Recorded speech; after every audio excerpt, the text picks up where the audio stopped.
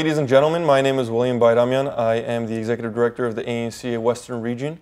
And today I'm going to be talking with a guest who is familiar to many of you. He has represented thousands of our community members over the past 12 years.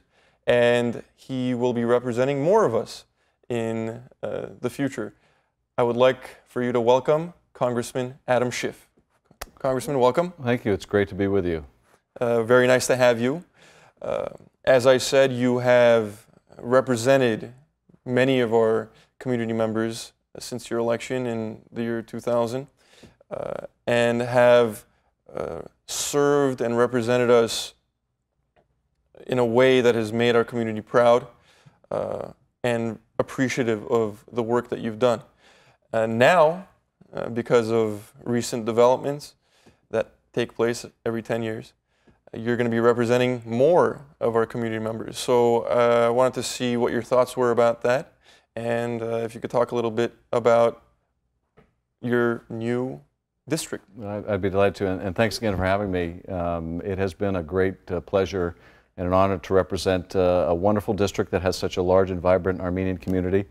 And I didn't think it was possible in the redistricting to have an even larger Armenian community, but I do, and I'm delighted. I currently have a district, as you know, that includes Burbank, Glendale, Pasadena, and several San Gabriel Valley cities. In the redistricting that was done for the first time by an independent commission, the district was shifted westward. It now goes, it's a north-south district that goes from the forest through La Cañada, La Crescenta, Montrose, Sunland, Tujunga, south through western Pasadena, Glendale, and Burbank, and then further south through Silver Lake, Los Feliz, Hollywood, Echo Park, Atwater Village, and West Hollywood. So we have some tremendous centers of Armenian life, and that's just wonderful. It's couldn't be more thrilled. Mm-hmm. And you, if I'm not mistaken, had an event in Hollywood in the new part of this district a few months back. You had a town hall to meet some of the folks out there. What were some of the things that you talked about? Exactly. We had a town hall in the Little Armenia part of the new district, which is very exciting. And it was a mixture of topics, as you might imagine. Some of them were heavily focused on the economy, which is a broad-based concern around the country and our community. What can we do to get people working again, to get jobs growing again in this country? And then there was a lot of interest in very Armenia-specific topics, in aid to Armenia, in issues relating to the Armenian Genocide, or the difficulties facing folks in Artsakh. So we covered a lot of bases, and but mostly it was really wonderful to get to know a group of my new constituents. And I want to talk a little bit about some of the issues that you did discuss and some of the issues that are very important to the community in Washington, D.C. But I wanted to ask you before we get to that, what do you think is the most pressing issue in Washington, D.C. right now, not just for the Armenian community, but just for the American public? I really think it is the economy. It's hit all of us hard, including the Armenian community. In California, we have the third highest unemployment in the nation. We have such a high rate in part in California because our housing industry was so decimated by the nature of this recession. And it's very encouraging to see now new housing starts are at the highest point in 4 years. That is something we need to come back to return to prosperity in California. We need housing and construction to come back. So we're seeing some positive signs, and that's something that we should be encouraged by. But jobs and the economy are the top concerns. Related issues include the deficit and debt. And we're in recess right now until the election. After the election, we go back into session. We have something looming over us called the fiscal cliff, where a lot of these big fiscal issues, what do we do about the expiration of the Bush tax cuts? How much are we going to raise the debt ceiling? What are we going to pay doctors under Medicare? A lot of these big ticket financial issues have to be resolved by the end of the year. So that will continue to be the most pressing issues facing the country. Mm-hmm. And up until now, what we seem to have seen is a sort of a stagnation in the Congress in resolving some of these issues. If I'm not mistaken, you're a member of the Blue Dog Coalition in Congress, which are a group of more moderate Democrats. What do you think members of Congress need to do after the election, and also, of course, when the new Congress comes in, to resolve these issues so that we're able to move beyond discussing them in Congress and actually implementing them to help the country? Well, it's a great question, and I think it goes to the root of the challenges that we face. We continue to have the most talented people in the world, the most creative class of entrepreneurs anywhere in the world, the richest natural resources. We've got everything in this country that has always made us great and can continue to make us great for another generation and many generations to come. But at the moment, we have a very broken form of governance where the parties can't get to yes on some very pivotal issues like these fiscal issues that are coming due at the end of the year. We have continued to kick the can down the road, and that's just got to stop. We have to find a way to get beyond it, and unfortunately there are a lot of dynamics that have grown up over the last several years that accentuate the polarization. The super PAC phenomenon just feeds a situation where anyone who departs from the party orthodoxy has to face a super PAC coming after them. You have the nature of the Fox News and MSNBC, where people tune into the news they want to hear. They tune into what will already reinforce the views they have, and they don't get the cross-fertilization of different ideas.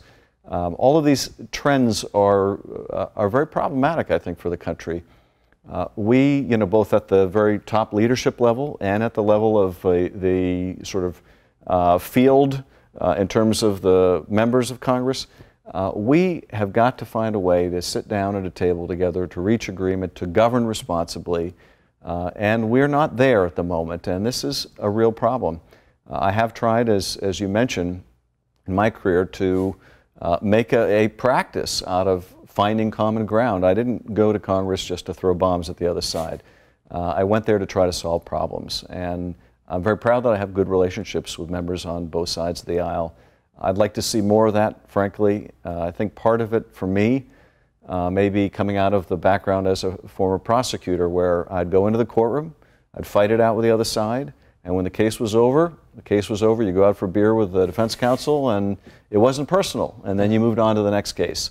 It would be good if we had a situation like that in Congress, where you fight over an issue, you reach a resolution on the issue, and you move on. You don't make it personal, you make it professional, and you find a way to govern together. Mm-hmm. And you mentioned the fights in Congress. Some of those fights have actually involved Armenian American issues of concern to our community. And you have been heavily involved in some of those fights. And I am sure that you know that our viewers are going to want to know about where we are in the Armenian Genocide recognition process. You came to office 12 years ago saying that that was going to be a priority, and we thought that we were very close. We knew that we were very close just a couple years ago, and it was stopped. It hasn't moved, unfortunately, to where we want it to be. So I'm sure our viewers are going to want to know where we're at in the process, and whatever light that you can shed on that, I think, would be appreciated. Yeah. No, and this, as you mentioned, this has been a priority of mine ever since my election to Congress, and indeed even before as a state senator, carrying legislation in this area. One of the bills that I was proud to co-sponsor established a right of victims of the genocide to pursue insurance claims, something that the court, Ninth Circuit, has struck down, and now I'm working on a remedy to the Ninth Circuit decision. We have been very close, and it's been excruciatingly frustrating when we are so close not to get a vote on the House floor. We have now several times gotten a vote in committee, gotten the genocide bill out of committee, barely. We usually have 1 or 2 votes to spare, but we have not been able to take it up on the floor. We have had a very close vote count. We finally got to the point 2 years ago where the community and I and other folks working on this issue were ready to put it up for a vote, even though we didn't know the outcome. And that was a big step, I think, for all of us, because if we take up the resolution and it fails because of all the lobbying and pressure by Turkey, Turkey would spin that as the Congress voting that there was no genocide. And that wouldn't be what the vote was, but that's how they would spin it. So we've been very reluctant to take up the bill without having a good whip count that says we can pass it. The challenging thing is a lot of members simply won't tell you.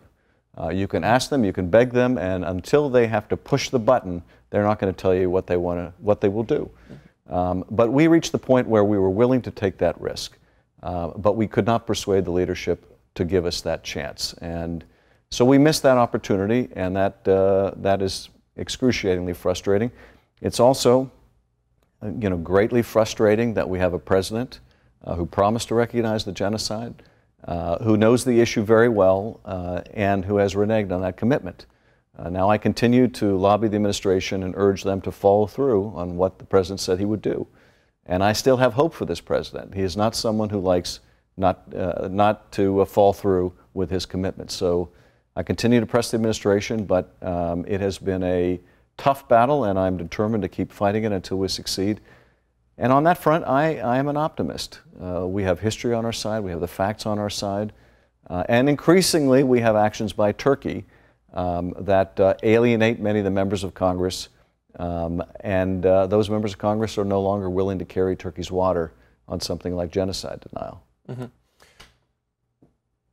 Congressman, you touched upon something that I actually wanted to discuss, and that was the community had supported many of the members of Congress who were at that point in a position to bring the resolution to a vote in Congress. And Nancy Pelosi being the Speaker of the House, we were hopeful that that was going to be the case. Now 2 years have elapsed. I mean, we understand that Nancy Pelosi didn't turn out to be who we expected her to be. But this is the first time that there's going to be a presidential election since we came so close.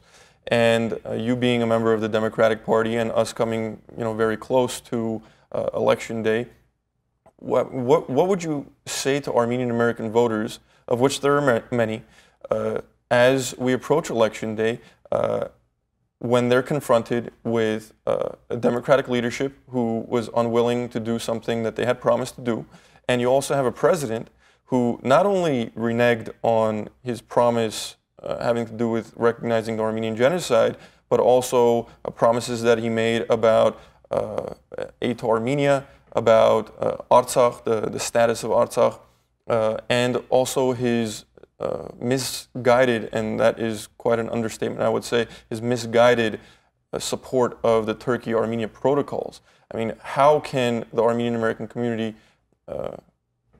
be expected to look at that president in a positive light? Well, I mean, it's a very good question, and let me mention a couple things about the legislative leadership and then the presidential campaign. On the legislative level, we have a difference between Democratic leadership and Republican leadership in this respect. Both Leader Pelosi and Whip Hoyer have spoken out frequently, repeatedly, forcefully in support of genocide recognition. They have talked about the facts of the genocide. They don't have any question about the genocide. On the Republican side of the aisle, I don't believe Speaker Boehner ever has addressed the issue, has ever expressed, at least to my knowledge, whether he acknowledges the facts of the genocide or not. I don't think the Republican leadership has said anything on the subject that I know of. At the same time, we haven't had a vote under the Democratic leadership or the Republican leadership, and so I think the community will have to evaluate that. And likewise, we have a president who committed to recognize the genocide but didn't. And I can't, I think, tell the community how it ought to prioritize that. There are many issues that are important to the community, and they will have to evaluate that in the context of all the other issues. I know the ANC has made the decision not to endorse either, not to endorse the president for lack of forward progress on genocide recognition, for diminishing or trying to diminish aid to Armenia and other struggles we've had. And by the same token, Governor Romney, when he had a chance to lead in Massachusetts with a very large Armenian constituency, really showed no interest in the community or the issues important to the community. So it may be that the community will have to look to other issues to decide But I can tell you that we are making progress. And this session, we have seen the passage in the House of Legislation that calls upon Turkey to observe the rights of religious minorities, to restore properties to the Armenian Church and other churches that were confiscated. That had broad bipartisan support in the House.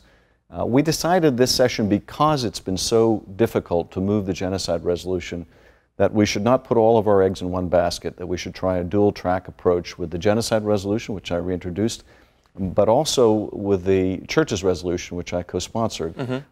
And so we have made progress. And in Congress, we've also made progress on a number of other issues of importance. We have successfully increased assistance in the House legislation to Nagorno-Karabakh. For years, we've had a problem where the Congress would authorize a certain amount of money for Artsakh, and the State Department wouldn't spend it. So this year, we authorized twice as much, $5 million, and said that's a minimum, not a maximum. And that's progress. They still need to spend it, though. They still need to spend it. They still need to spend it, and we still need to finish the budget process. Right. But we've never had language that strong in the House before. And similarly, following up on a meeting that I had with the President of the Republic of Georgia, where I raised with him the issue of the Armenian communities in Georgia, which are not getting sufficient resources, which are among the most impoverished in Georgia, that more attention should be given, that we'd like to see more of our assistance to Georgia focused on those areas. He was amenable, and we have now put that in language in the State and Foreign Operations Bill as well. So, you know, certainly frustrations on the seminal issue of the genocide, but forward progress on the church's resolution, on aid to Karabakh, and on assistance in Georgia, and some other key issues as well. I actually wanted to ask you about that. You mentioned not putting all of our eggs in one basket, which is a good plan, I would say. And you mentioned aid to Georgia. And how a lot of the aid that has gone to Georgia over the past many years has not served all of the populations equally. That includes the Armenian population, but it includes a lot of other populations within Georgia as well. The region specifically that we're talking about, of course, is Javakh, which is a historically Armenian region, which is now in the Republic of Georgia. The funds that usually would be divvied up among these many communities come from the Millennium Challenge Fund, if I'm not mistaken. Georgia has been able to continue its receipt of Millennium Challenge funds, while Armenia has not. As in, the United States government has stopped giving Millennium Challenge funds to Armenia. Now, how is it that Georgia, knowing what we do about them not essentially sharing the wealth that they're receiving from the United States, how is it that they were able to maintain those Millennium Challenge funds, whereas Armenia was not? Well, the Millennium Challenge Corporation, and we've had many meetings and discussions with them on the issue of the compact with Armenia, they have a set number of criteria that are fairly specific that countries need to meet in order to get within the aid program and maintain in order to stay in it. And one of the real cardinal areas is the level of corruption, the establishment of the rule of law. Georgia has made significant progress in attacking problems of corruption. And while you're absolutely right, they need to make a lot more progress in terms of fair and adequate distribution of resources within Georgia. That, unfortunately, is not part of the criteria for MCC. MCC will design a program. In Armenia, it was about getting crops to market. It was a lot of road and infrastructure improvements. In Georgia, it might be something else. And unless it's written into the criteria of the project that the MCC funds, then it doesn't require that it be invested in equally among different areas in that country. I see. Armenia has had some challenges on the rule of law and corruption front. And in some areas, there were initial efforts to crack down on minority opinion within Armenia, to restrict freedom of the press, and those things were of great concern to the MCC. I think they're of great concern to the diaspora. We need to work as a good friend of Armenia to try to strengthen the rule of law there.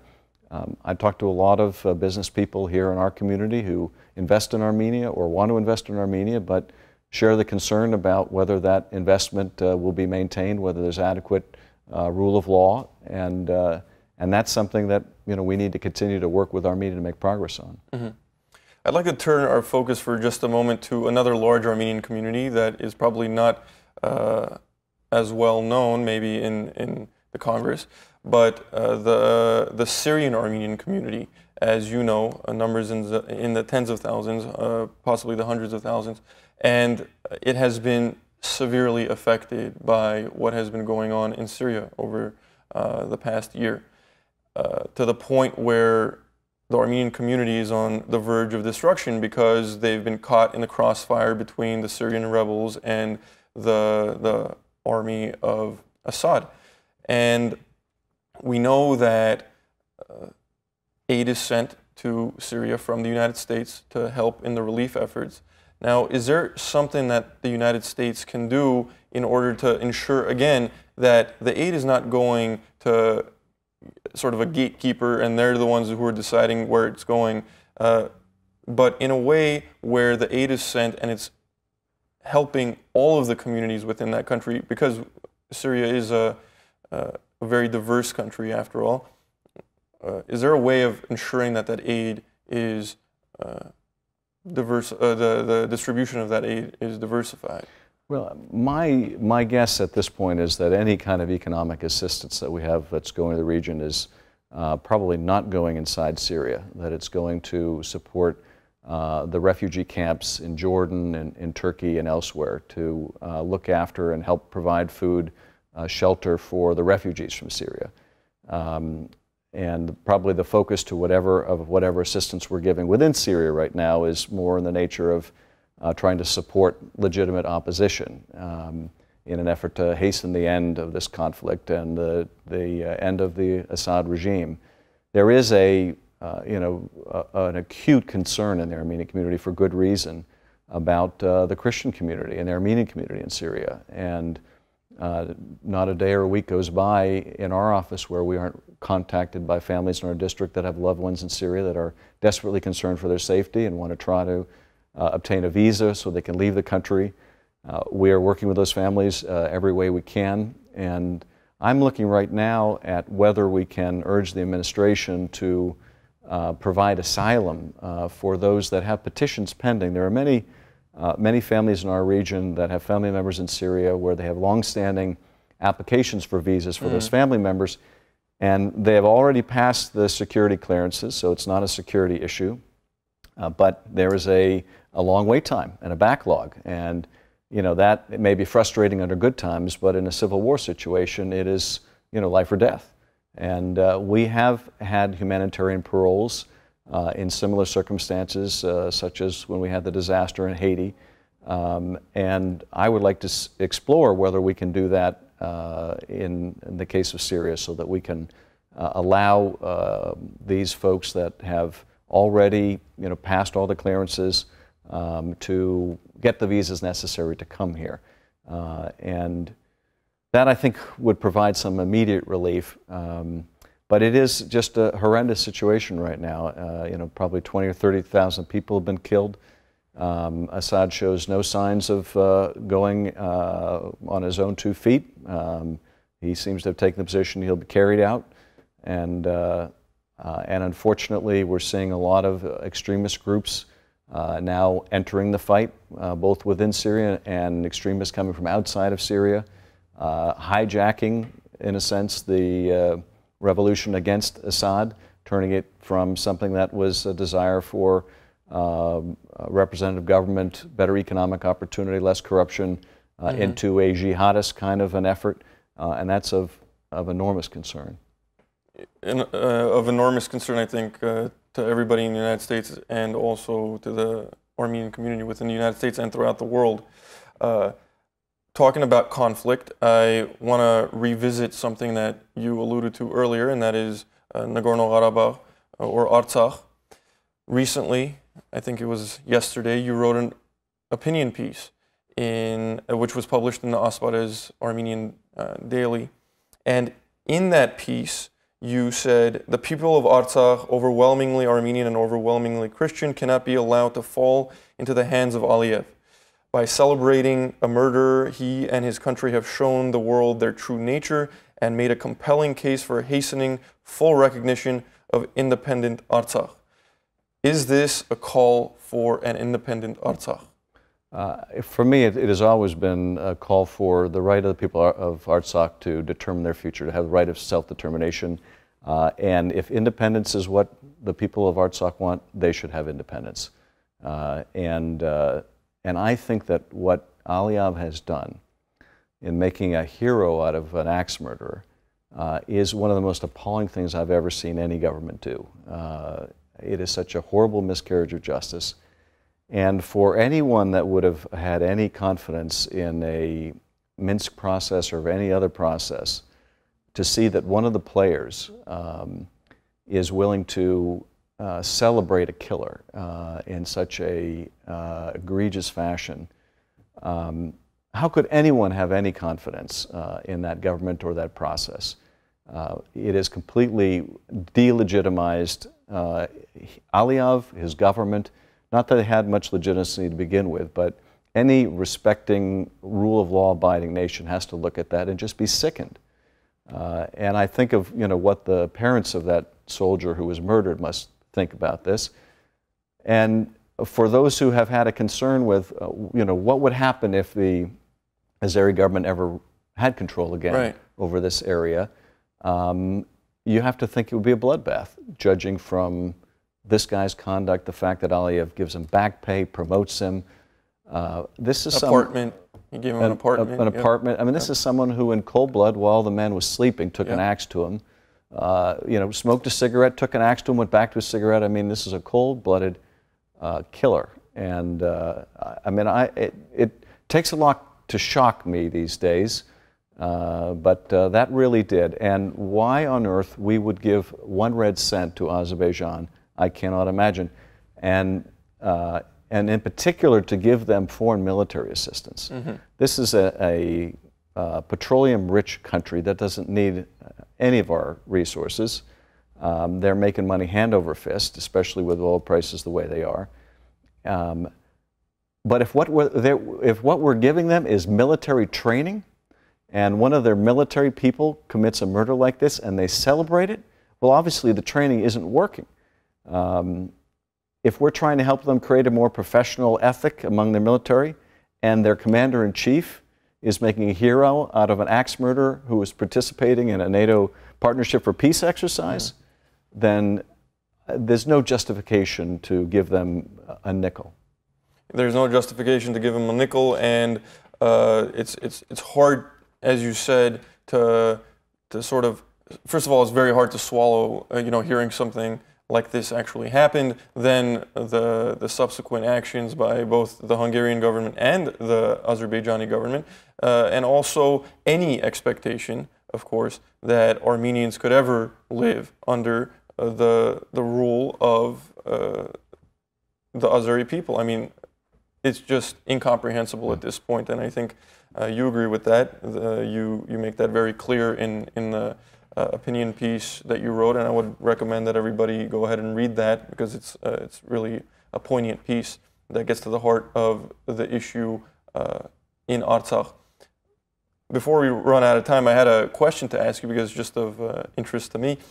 12 years ago, when you came to office, before you came to office, you were in one of the most contentious congressional races. I think I know where this is going. You were, and it had national coverage. Everybody was following it. One of the most expensive, if not the most expensive, if I'm not mistaken. And this time around, 12 years later, you're a well-respected congressman who has served his constituency for 12 years now, and you're looking over to the valley, and you see 2 fellow Democrats locked in what is the most watched congressional race in the United States. 2 people who, with whom you served, I think, on the House Foreign Affairs Committee, and I'm sure in many other capacities, 2 friends of the Armenian American community, as you very well know. What do you make of the race between Congressman Howard Berman and Congressman Brad Sherman? Well, you're absolutely right. I used to joke about my own race in saying that, yes, we had the record for the most expensive race for the House ever, and that was fine. I just didn't want to be the one to break that record. And luckily for me, it's not me breaking the record. It's Howard and Brad breaking the record. Not so lucky for them. This is an awful situation because you have two good members who've been friends of the Armenian community fighting it out amongst each other.